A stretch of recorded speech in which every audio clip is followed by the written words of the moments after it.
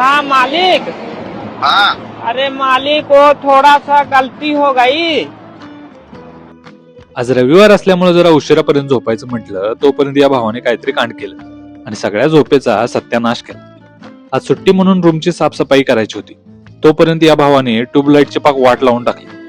कसं तरी ऍडजस्टमेंट केली आणि आवरावर करून मंदिरात गेलो. संकष्टीमुळे थोडी गर्दी होती. बाप्पांचं दर्शन घेतलं आणि उपवास असल्यामुळे साबुदाणा वडा खायचं म्हटलं तर इथं ही ढीक गर्दी. गप रूमला येऊन केळी खाल्ली आणि आज मस्तपैकी 2 स्क्रिप्ट लिहून तयार झाल्या.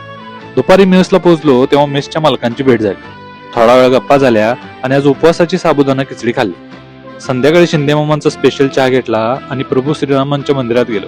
नंतर ओंकारेश्वर मंदिरात. इथं आलं की दिवसभराची मरगळ निघून जाते. ते एकदम निवांत वाटतं. आणि त्यानंतर पोहोचलो या ब्रिजवर. बाकी आजचा दिवस संपला. भेटूया उद्याच्या भागात. तोपर्यंत बाकी काय निवांतच.